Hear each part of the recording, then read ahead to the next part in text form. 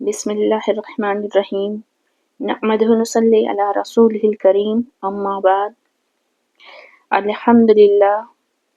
دین کی مجلس کی اہمیت کا آج ذکر ہے۔ دین کی مجلس جو ہے، جب انسان دین کی مجلس میں بیٹھتا ہے تو اس پر دین کی باتوں کا کیسا اثر پڑتا ہے، آج ہم اسی کا ذکر کر رہے ہیں۔ الحمدللہ، دین کی مجلس ایسی جگہ ہے جہاں دین کی باتوں کا ذکر ہوتا ہے۔ اللہ تعالیٰ نے انسان کو دنیا میں اپنے دین کی پہچان کے لیے بھیجا ہے۔ بندے کی اصل کامیابی اس وقت ممکن ہے جب وہ اللہ کو پہچانے، اس کے رسول کے طریقے پر چلے اور دین کی باتوں کو سمجھے۔ یہ سمجھ اور معرفت ہمیں کہاں سے ملتی ہے؟ یہی وہ مقام ہے جسے دین کی مجلس کہا جاتا ہے۔ دین کی مجلس وہ محفل ہے جہاں اللہ کا ذکر کیا جاتا ہے، دین کی باتیں بیان ہوتی ہیں اور انسان کے دل کو ایمان و یقین کی روشنی حاصل ہوتی ہے۔ یہ مجلس دنیا میں رہتے ہوئے انسان کے دل کو آخرت کی فکر سے جوڑتی ہے۔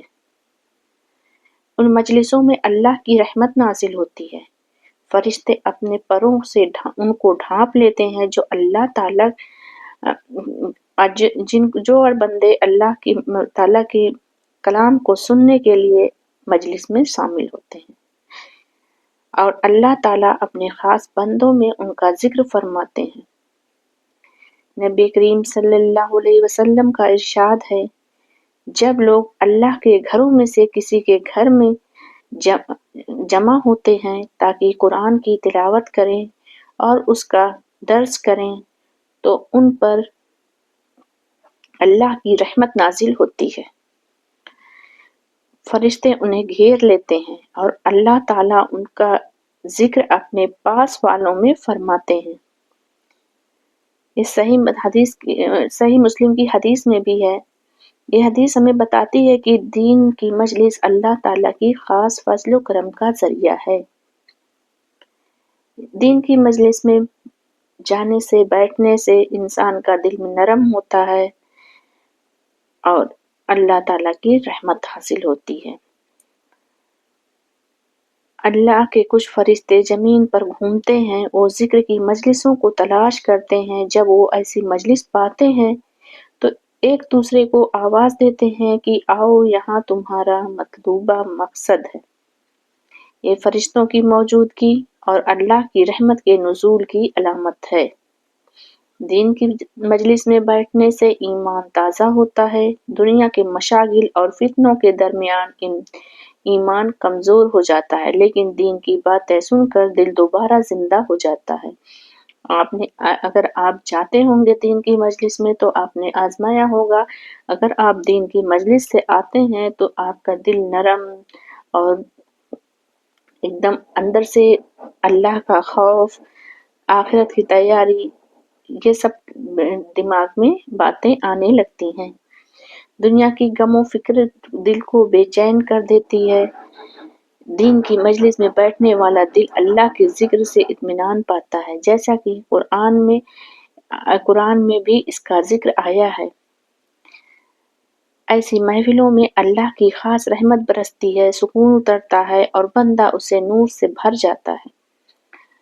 نبی صلی اللہ علیہ وسلم نے فرمایا کہ جو لوگ اللہ کے ذکر کے لیے بیٹھتے ہیں، اللہ تعالیٰ ان سب کو معاف کر دیتا ہے، حتیٰ کہ وہ شخص بھی جو اتفاقاً وہاں بیٹھ جائے۔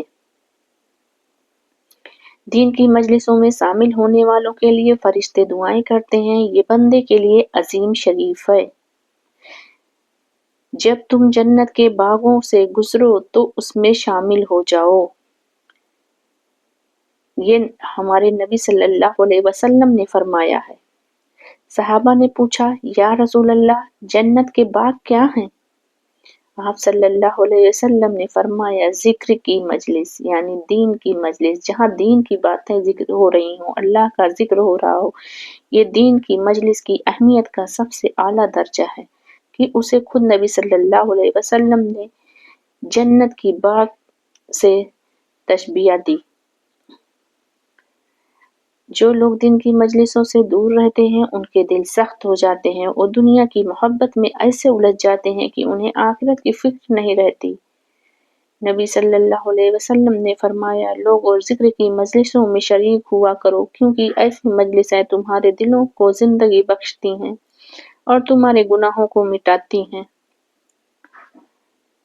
جو شخص دین کی مجلسوں سے غافل رہتا ہے وہ اپنے کو روحانی برکتوں سے محروم رکھتا ہے۔ اللہ سبحانہ وتعالی ہم سب کو دین کی مجلس میں جہاں دین کی باتوں کا ذکر ہو رہا ہو وہاں پہنچنے اور دین کی باتوں کو سمجھنے اور اس میں شریک ہونے اور دعاؤں میں شریک ہونے کی توفیق عطا فرمائے۔